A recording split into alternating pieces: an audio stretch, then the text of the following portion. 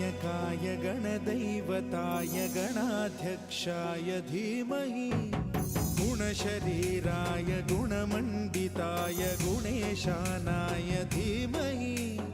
गुणातीताय गुणाधीशाय गुणप्रविष्टाय धीमहि एकदन्ताय वक्रतुण्डाय गौरीतनयाय धीमहि गजेशानाय भालचन्द्राय श्रीगणेशाय धीमहि एकदन्ताय